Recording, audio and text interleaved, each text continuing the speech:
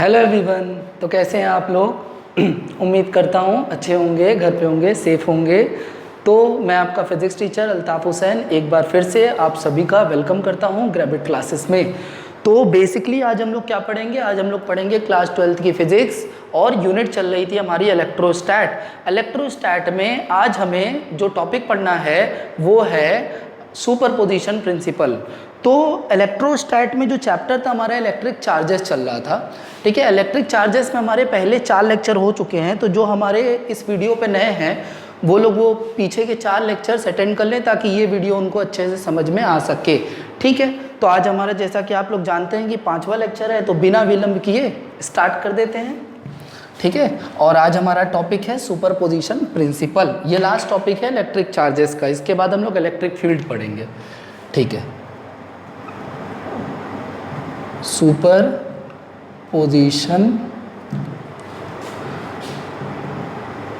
Principal.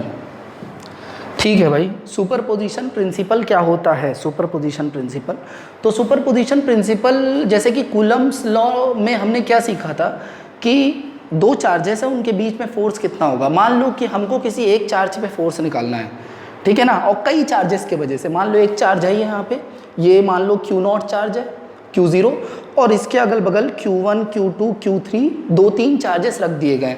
अब हमने कहा Q1, Q2, Q3 सपोज ये 3 चार्जेस इस Q0 पे कितना फोर्स लगाएंगे? तुम कहोगे सर Q1 भी लगाएगा, Q2 भी लगाएगा और Q3 भी लगाएगा, तीनों लगाएंगे इस Q0 पे।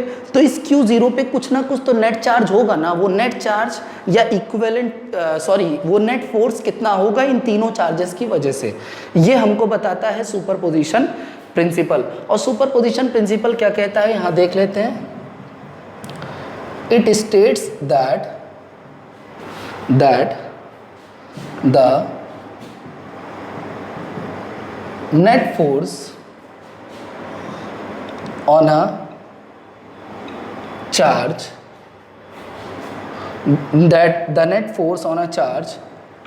Due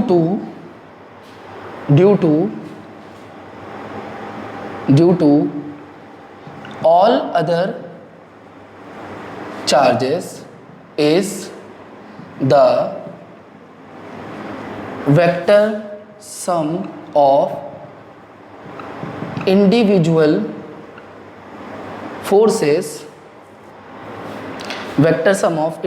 forces on the given charge by all other charges। क्या कह रहा है कि जो नेट फोर्स होगा किसी एक चार्ज पे वो क्या होगा? ये मान लो एक चार्ज है, इसके अगल बगल 3 चार्ज है, Q1, Q2, Q3, n charges हो सकते हैं, हमने 3 मान लिया। Q1 इस पे फोर्स लगाएगा, मान लो F1 लगा रहा है, Q2 F2 लगाएगा, Q3 F3 लगाएगा। तो सुपरपोजिशन प्रिंसिपल कहता है कि इस Q0 पे जो नेट चार्ज होगा इन तीनों की वजह से, वो क्या होगा? इन तीनों के वजह से जो इंडिविजुअल फोर्सेस लग रहे हैं ना, उनका वेक्टर सम होगा। मतलब कि मान लो ये F1 फोर्स लगा रहा है, ये F2 लगा रहा है, ये F3 लगा रहा है, तो vector F1 plus vector F2 plus vector F3। चलो इसको और अच्छे से हम लोग समझ लेते हैं। यहाँ पे सपोज एक कोऑर्डिनेट सिस्टम बना लेते हैं, यहीं पे बना लेते हैं, ठीक है, और समझते हैं। मान लो एक चार्ज है यहाँ पे Q0, ठीक है ना, अगल बगल कई चार्जेस हैं। सपोज हमने कई ले सकते हो तुम लोग, Q3 मतलब तुम लोग n चार्जेस ले सकते हो। हम यहाँ पे सिर्फ 3 चार्जेस ले रहे हैं, सपोज Q1, Q2 और Q3, ठीक है ना।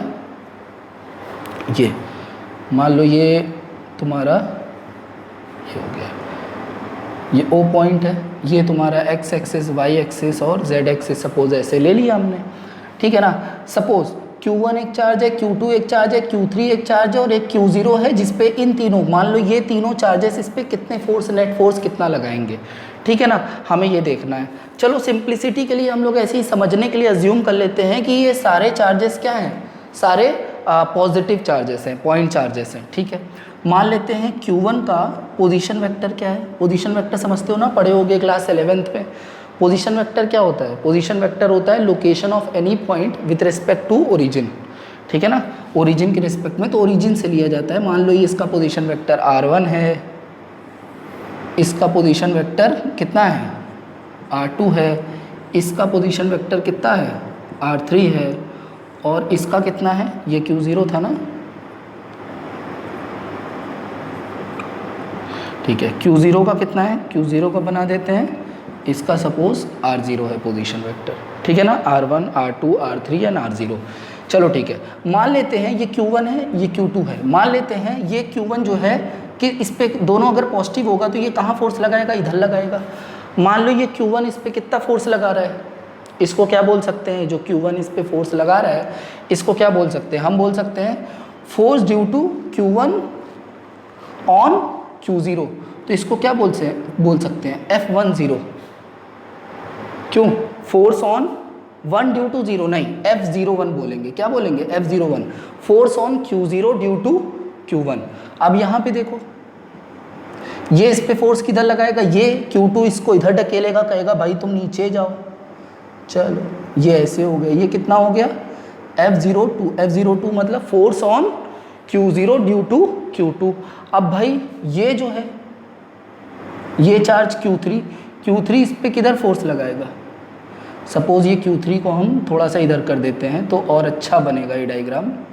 चलो ये Q3, तो ये इस पे कैसा लगाएगा फोर्स, ऐसे, मतलब ये क्या हो जाएगा F03 ना। देखो Q1 इसको उधर पुश कर रहा है ना, Q2 इसको इधर पुश कर रहा है, हम ये मान के चल रहे हैं कि सारे पॉजिटिव चार्जेस हैं। Q2 इसको इधर रिपेल कर रहा है और Q3 Q0 को इधर रिपेल कर रहा है। तुम कहोगे सर तीनों के इंडिविजुअल कितने हो गए फोर्सेस, F01 F02 और F03। तो इसका मतलब कूलम्स ये सुपरपोजिशन प्रिंसिपल क्या कहता है, दैट इज, मान लो टोटल फोर्स Q0 पे मान लो टोटल फोर्स कितना है, सपोज कितना है F0, तो F0 कितना हो जाएगा, यही कह रहा है ना कि जो नेट फोर्स होगा किसी एक चार्ज पे due to all other charges will be the vector sum, ठीक है, due to individual forces, due to individual forces. तो कितना हो जाएगा, ये हो जाएगा F01 plus F02 plus F03, और मान लो अगर 3 से ज़्यादा चार्जेस हैं तो ये कितना हो जाएगा, plus that that that that dash, ऐसे चलता चला जाएगा। तो ये हो गया तुम्हारा क्या, यही है तुम्हारा सुपरपोजिशन प्रिंसिपल। आई होप समझ में आ गया होगा ना। F0 पे Q0 पे जो फोर्स होगा वो क्या होगा, वो वेक्टर सम होगा सारे फोर्सेस का due to individual charges. Q1 कितना फोर्स लगा रही है, F01, Q2 कितना फोर्स लगा रही है, F02, और Q3 कितना फोर्स लगा रही है, F03, सबका वेक्टर सम होगा। मान लो Q4 भी होता, Q5 भी होता, तो प्लस डैट डैट डैश ऐसे चलता जाता, ठीक है ना। अब यहाँ पे इसको हम आगे सॉल्व कर सकते हैं। सपोज यहाँ पे लिखते हैं F0 इज इक्वल टू क्या हो जाएगा, देख लो F01 प्लस F01, अच्छा बताओ क्या हो जाएगा यहाँ पे, F01 कहोगे सर 1/4 क्या हो जाएगा K F01 किसके किसके बीच है, Q0 और Q1 के बीच है, तो कितना होगा K Q1 Q2 by R square होता है ना, तो कितना हो जाएगा Q0 Q1 by R square. अच्छा इनके बीच की डिस्टेंस कितनी है, तुम लोगों ने अभी पढ़ा था वहाँ पे Coulomb's law in vector form, क्योंकि देखो वेक्टर में लिखना है ना, तो वेक्टर फॉर्म में क्या पढ़ा था, एक यूनिट वेक्टर जो कि क्या हो 1 से 0 की तरफ हो, उसको क्या कहते हैं R10। तो 1 से 0 की तरफ यूनिट वेक्टर R10, इसकी डायरेक्शन क्या होगी, इसकी डायरेक्शन होगी 1 से 0 की तरफ, ये होगी 1 से 0 की तरफ, ये यूनिट वेक्टर है, इसकी डायरेक्शन इधर होगी, राइट, ठीक है। तो ये कितना हो जाएगा अपॉन में R10 का स्क्वायर, और इसको वेक्टर बनाना है, Coulomb's law in vector form में क्या पढ़ा था, यूनिट वेक्टर R10 से मल्टीप्लाई कर देना है। इसी तरह plus K Q0 Q2 upon में कितना हो जाएगा R20 का square into R20 plus K Q0 Q3 into R30 का square into R30 unit vector and plus so on. तो ये हो गया तुम्हारा क्या सुपरपोजिशन प्रिंसिपल। अगर चाहो तो इसमें देख पा रहे हो कि इसमें कुछ कॉमन भी हो सकता है, क्या हो जाएगा भाई F0 इज इक्वल टू, देखो K Q0 कॉमन है सब में, और क्या कॉमन है, और कुछ कॉमन है, K कॉमन है, Q0 कॉमन है, और कुछ भी कॉमन नहीं है, बिल्कुल नहीं है, ठीक है। तो अंदर क्या हो जाएगा, ब्रैकेट के अंदर हो जाएगा Q1 अपॉन में R10 का square into R10 unit vector, ठीक है ना, प्लस क्या हो जाएगा Q2 अपॉन में R20 का square into R20 unit vector plus Q3 upon R30 का square into R30 unit vector plus that that that that dash. ऐसे हो जाएगा कि नहीं? बिल्कुल हो जाएगा। यहाँ पे ये हो गया तुम्हारा सुपरपोजिशन प्रिंसिपल। तुम ऐसे भी लिख सकते हो या तो चाहो और फर्दर Q0, और ये समेशन फॉर्म में लिख सकते हैं। याद होगा तुम लोगों ने पढ़ा होगा समेशन सम फॉर्म में कैसे लिखते हैं। ये देखो समेशन क्या कर देंगे यहाँ पे देखो एक फॉर्म देखो यहाँ पे कैसे लिख सकते हैं। यहाँ पे QI अगर लिख दें और नीचे कितना लिख दे RI0 यूनिट वेक्टर इसका स्क्वायर, ये हो जाएगा। देखो यहाँ पे 1 है, फिर यहाँ पे 2 है तो 20 3 है तो 30 तो इसको अगर I मान लेते हैं 1 2 3 को, तो ये देखो I मान लिया। और I की वैल्यू कहाँ से कहाँ जाएगी? तुम कहोगे सर 1 से स्टार्ट हो रही है, और बेसिकली हमने 3 लिया है तो 3 पे ख़त्म हो जाएगी। I कहाँ पे ख़त्म होगी? 3 पे। लेकिन सपोज अगर डैट डैट डैश n तक ले लिया तो I की वैल्यू 0 से कहाँ तक हो जाएगी? n तक। तो ऐसे भी लिखा जा सकता है हमारा सुपरपोजिशन प्रिंसिपल। आई थिंक बड़ा आसान है, इसको कॉपी कर लो तो हम लोग मिटार के आगे बढ़ते हैं। सुपरपोजिशन प्रिंसिपल जब कई सारे चार्जेस आते हैं, कई सारे चार्जेस हमारे विसिनिटी पे होते हैं और कहीं बीच में एक चार्ज होता है, उस पर नेट फोर्स निकालना होता है सब चार्जेस की वजह से, तो वहाँ पे सुपरपोजिशन प्रिंसिपल यूज़ करते हैं हम लोग। चलो ये मिटार दें अगर हो गया हो तो कॉपी।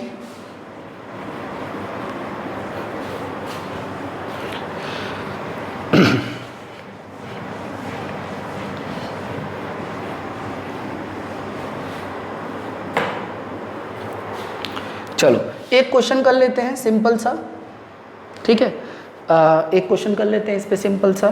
क्या है क्वेश्चन? ऐसा है two equal positive charges each of 2 microcoulomb interact with a third positive charge of 3 microcoulomb, ठीक है, 3 माइक्रोकूलम फुल स्टॉप। इसके बाद आगे लिखेंगे calculate the magnitude and direction of the force on the 3 microcoulomb charge. ठीक है, तो इसको करने की कोशिश करते हैं। बोल रहा है 2 इक्वल पॉजिटिव चार्जेस है, 2 माइक्रोकूलम के इंटरैक्ट करता है एक थर्ड पॉजिटिव चार्ज से 3 माइक्रोकूलम का। इसमें कुछ डायग्राम इस क्वेश्चन में गिवन है, ठीक है ना। कुछ जो है वैल्यूज़ यहाँ पे नहीं दी गई है, कुछ चीज़ें तो वो डायग्राम में दी गई हैं। कुछ इस तरह इसका अरेंजमेंट है, डायग्राम गिवन है, एग्ज़ाम में भी गिवन ही होगा। तो सपोज़ ये ए पॉइंट है, यहाँ पे नीचे कहीं बी पॉइंट है, ठीक है, और यहाँ पे बी पॉइंट है, ठीक है ना। ए पे क्या है? ए पे हमारा 2 माइक्रोकूलम चार्ज है, बी पे भी हमारा 2 माइक्रोकूलम चार्ज है, ठीक है, पी पे हमारा 3 माइक्रोकूलम चार्ज है। तीनों ही पॉजिटिव चार्ज है जैसा कि बोला गया है, ठीक है। और अरेंजमेंट कुछ इस तरह है कि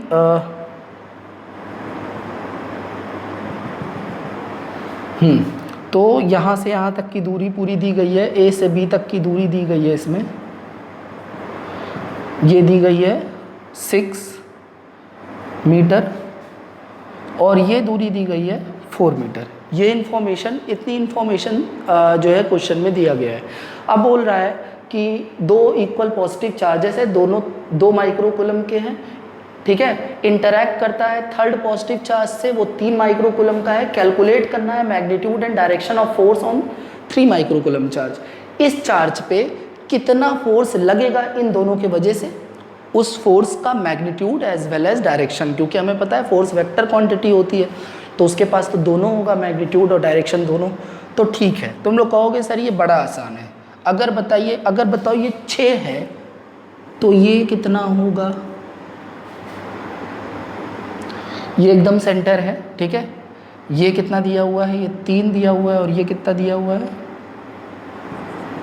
3 मीटर, ये हो जाएगा, ठीक है। ये पॉइंट गिवन है कि इसका सेंटर है, ठीक है। चलो अगर ये 3 है, ये 3 है, ठीक है। अब ये बताओ ये ए पॉइंट पी पॉइंट पे कितना फोर्स लगाएगा और किधर लगाएगा। चलो ठीक है, तो इसको हम ज्वाइन कर दें ऐसे करके। तो ये जो 2 माइक्रोकूलम चार्ज है, ये इस पे फोर्स किधर लगाएगा, इधर लगाएगा। ये वाला किधर लगाएगा, सिमिलरली कहोगे सर ये तो बहुत आसान है, इधर लगाएगा। चलो ठीक है, ये P मान लो, इसको A डैश मान लेते हैं, ये P है, इसको मान लेते हैं B डैश, ठीक है। P A डैश और P B डैश। मान लो ये जो फोर्स है, ये जो इधर लग रहा है वो क्या है, ये फोर्स है जो इधर, एक फोर्स इधर है। ये फोर्स को सपोज हमने मान लिया, ये फोर्स को हमने मान लिया F1, इस फोर्स को हमने मान लिया F2। तो इसका नेट फोर्स कहाँ होगा, इसका नेट फोर्स कहाँ होगा, इसका नेट फोर्स कहीं बीचों बीच होगा इसके यहाँ पे, ठीक है। तो पहले हम F1 निकाल लेते हैं। F1 निकालना बहुत आसान है सॉल्यूशन में, सबसे पहले कि ये इस पे कितना फोर्स लगा रहा है। तो लिखेंगे here force on 3 microcoulomb at P, इस पे जो फोर्स लग रहा है, ड्यू टू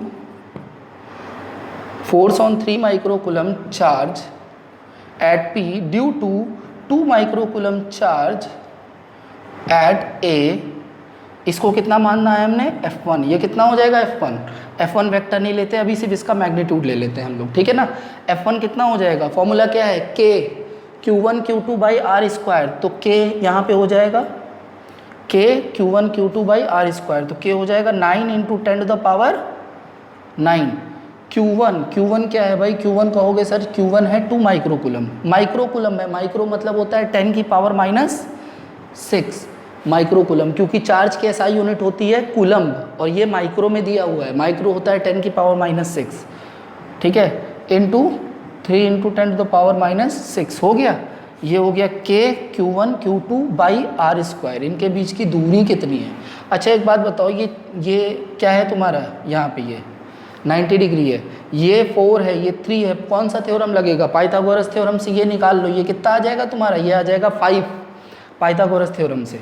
तो कितना हो जाएगा, ये हो जाएगा यहाँ पे आर स्क्वायर मतलब 5 स्क्वायर। चलो ठीक है, F1 निकाल लो यहाँ पे, 9 2 जा 18, 18 इंटू 3 कितना हो गया, 18 इंटू 3 54, ठीक है।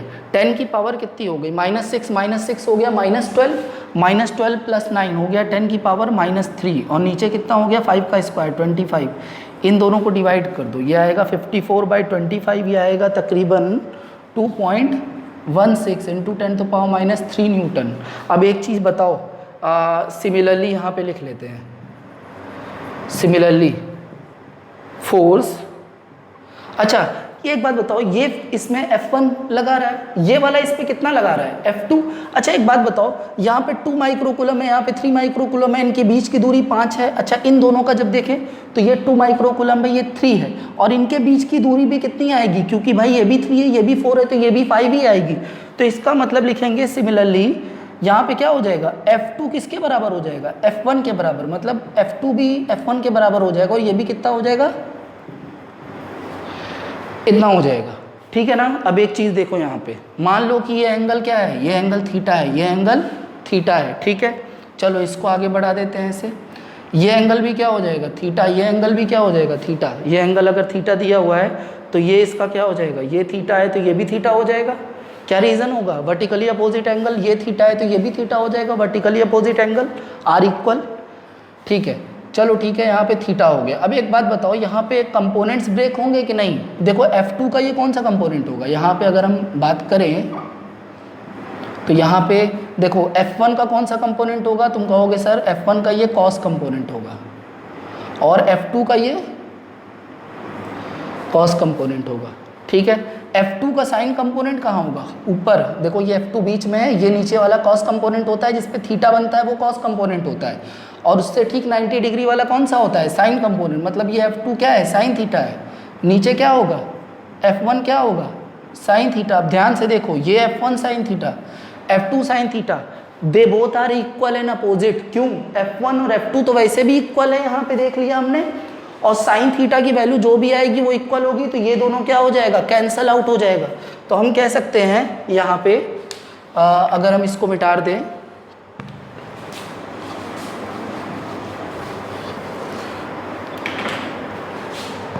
ठीक है, therefore net force on 3 microcoulomb charge at P, मान लो नेट फोर्स हमने F मान लिया, F कितना होगा? तुम कहोगे sir F1 cos theta plus F2 cos theta, यहाँ पे ब्रैकेट में चाहो तो लिख सकते हो, since F1 sin theta and F2 sin theta are equal and opposite, hence they will cancel each other. Sine component इसके कैंसिल कर लेंगे एक दूसरे को, बचेगा सिर्फ और सिर्फ कॉस कंपोनेंट, उसका एडिशन हो जाएगा। इसका मतलब नेट फोर्स होगा 2F1 cos थीटा। अब तुम कहोगे सर ठीक है, 2 तो हम जानते हैं 2 ही होता है, F1 यहाँ पे दिया हुआ है, ठीक है, इसको 2F1 cos थीटा क्यों लिखा? भाई यहाँ पे एक चीज़ देख लो, F1 बराबर क्या है? F2 है, तो यहाँ F2 की जगह क्या लिखा जा सकता है? F1 लिखा जा सकता है कि नहीं? तो ये कितना हो जाएगा? 2F1 cos थीटा हो जाएगा, ठीक है। अब एक बात बताओ, तुम कहोगे सर 2 सही है, F1 की वैल्यू सही है, हम निकाल चुके हैं नीचे 10 की पावर -3, कहोगे सर cos थीटा फंसा रहा है। नहीं फंसा रहा है, थोड़ा देखो cos थीटा कैसे निकलेगा। इन ट्राइंगल यहाँ साइड में कर लेते हैं, इन ट्राइंगल, कौन से ट्राइंगल में? A, मान लो इसको क्या बोल देते हैं? इसको बोल देते हैं हम लोग point O, AOP। Cos theta क्या होता है? कॉस थीटा, ये देखो कॉस थीटा बेस अपॉन में हाइपोटीनस होता है, पढ़ा होगा बचपन में क्लास 11th में, ठीक है। बेस अपॉन हाइपोटीनस, बेस मतलब OP अपॉन हाइपोटीनस मतलब AP। अब जरा देखो कॉस थीटा निकल क्या गया? OP क्या है भाई? ये नीचे वाला 4 मीटर, AP तुम निकाल चुके हो, ये कितना निकाले थे? ये निकाला था तुमने कितना? 5 मीटर, तो कॉस थीटा आ गया 4/5। तो ये तीनों को, इसको और इसको मल्टीप्लाई कर लो, ठीक है ना। 8 2 4 2 जा 8, 8 इंटू 2.16, ठीक है, कितना हो जाएगा? 8 6 जा कितना होता है? 48, ठीक है। और यहाँ पे 4 कैरी आया, 8 1 जा 8, 8 4 12 कैरी यहाँ पे 1 हो गया, 8 2 जा 16, 1 17, ये तकरीबन कितना आएगा? 17.28 अपॉन में 5 इंटू 10 की पावर कितनी हो जाएगी? -3। ये हो जाएगा फाइनली कितना हो जाएगा? 17 अपॉन में 5, ये आ जाएगा तकरीबन 3.4 के आसपास आएगा, इंटू 10 टू पावर -3 न्यूटन। तो ये तुम्हारा क्या आ गया? फोर्स आ गया। मान लो इसको यहाँ पे इसको नाम दे देते हैं x, तो फोर्स कितना आ गया? फोर्स का मैग्नीट्यूड आ गया F = 3.4 इंटू 10 टू पावर -3। ये नीचे वाला मिटा देते हैं हम,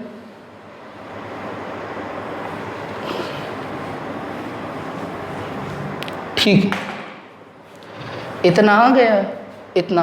अब ये तो मैग्नीट्यूड हो गया। डायरेक्शन ऑफ फोर्स ऑल्सो यहाँ पे लिखेंगे, direction of net force F is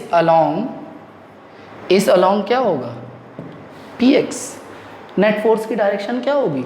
Px के अलोंग होगी, ठीक है ना। तो हमको डायरेक्शन पता चल गया, हमको मैग्नीट्यूड पता है यहाँ पे, बस इतना ही आसान है। तो इस चैप्टर में चार्जेस में सारे क्वेश्चंस वगैरह लगा लो। अगली क्लास में हम लोग मिलेंगे नए चैप्टर के साथ, उसका नाम है इलेक्ट्रिक फील्ड पढ़ेंगे, ठीक है ना।